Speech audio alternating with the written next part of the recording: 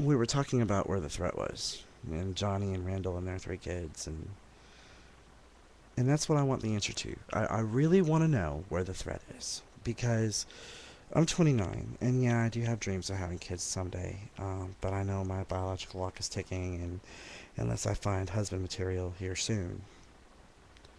Hello, single men of a dominant masculine persuasion that doesn't mind single male who has a somewhat effeminate, but not too effeminate, but somewhat effeminate, persuasion that happens to do drag on a couple weekends a month and doesn't like physical labor or yard work. I hate taking out the trash. Things like that. If you're out there, here I am. And you can't be the size of a bulldozer. You gotta at least be smaller than me, and I'm 6'1", 265 pounds. Okay, 270. So, where's the threat? And why does anybody have the right to tell me what I can and cannot do? Um, I know that I would be an amazing father. I know that I would be a good father like Johnny. Like I've seen Johnny and talked to Johnny about things and seen him interact with his kids and stuff like that. I know I would be an amazing dad. Um, and yeah, it hurts the fact that I never will be. And please don't leave 1,000 comments about, oh, how sad, or, oh, don't give up hope. I'm 29. If I had a kid now, if I adopted a kid now, for whatever reason, and that kid was 2 years old, by the time that kid was old enough to drink, I would be 50, and I couldn't. I mean, I want to be. I wanted to be a younger parent. I should have had a kid 4 years ago, but hey, whatever. But mental note: Woodchuck, the best beer, 5% alcohol cider you'll ever drink in your life, because it may only be 5% alcohol, but this crap gets you screwed up good. But I really do.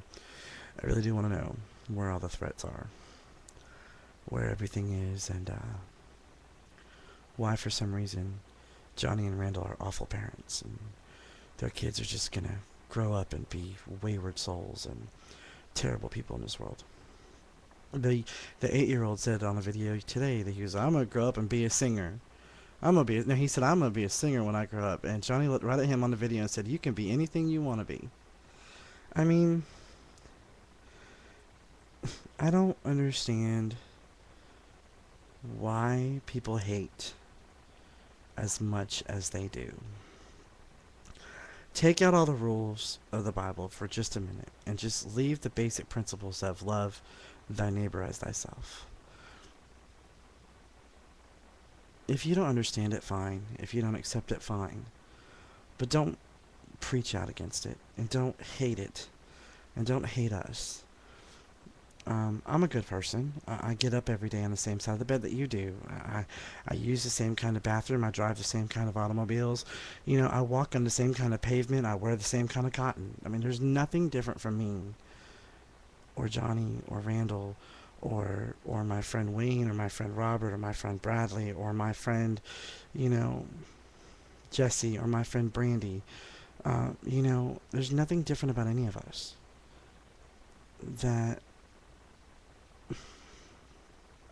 could inspire so much hate. Do I believe there's bad press for homosexuals? Yes. Do I believe that there are bad role models? Of course. But there are bad role models for straight people. There are bad role models for Hispanic people. There are bad role models for black people. There are bad role models for every different segregation you want to make in this world. There are bad role models for everybody. It's like my friend Joe said in a video recently that he was so tired of people going out on witch hunts and that people would just not forgive anything that happened in the past. Look, I'm well aware that sometimes the flaming, outward, queen stereotype gay person does not put on the best face forward for homosexuality. But I don't think Ted Haggart puts on the best face forward for Christianity or straight people too, either.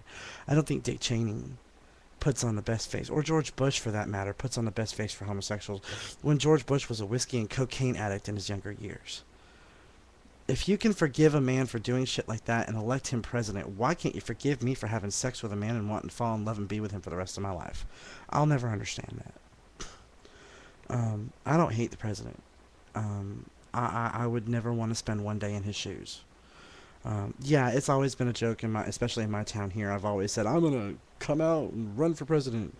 You know, on the lowest budget in the world, on the what a you know, as Robin Williams would say, what a fucking fat chance in hell you'd ever get elected ticket. But with all that being said, why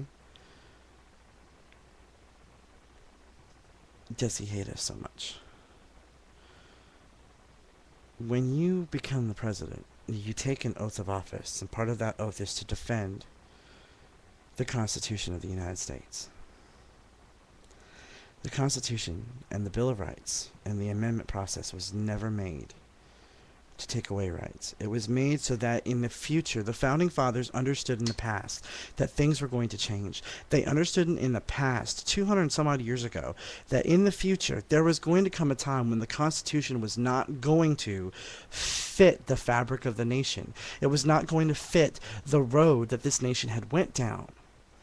And when they understood that, when they said, hey, you're absolutely right, they put in the amendment process to allow the people of this country in the future. They were looking hundreds of years in the future and saying, we have to be able to change. We have to be able to change with the times. This country has to be able to have the right, and the people have to be able to have the right to vote and be able to say, no, this doesn't work anymore. The amendment process was for that. It was to expand our horizons, to expand rights. I don't want to change the definition of marriage, but at the same time, I also don't want you to tell me who I can and cannot get married to. And I think that you have to be able to say either marriage is marriage for everybody, or marriage is a secular institution that's only allowed to people who want to one penis and one vagina. Because you can't say that, and you shouldn't say that, and you have absolutely no right to say that. The last thing I want to talk about in my little debate thing here is the fact that one of the things that was said in regards to the debate was that marriage is not about love. Marriage is about procreation.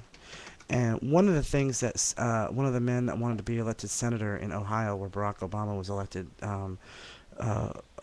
formal potential candidate Keyes, said, and I'm not quoting this specifically, but he said, marriage is not about procreation. Marriage is about the possibility of procreation. And if you have the possibility to procreate, then you have the right to get married. But what he didn't realize is that the way in which he was saying it was 100% completely out of the question for one reason. There are women and men in this world who are sterile. Okay? There is no possibility for them to have children. So does that mean that they can't get married?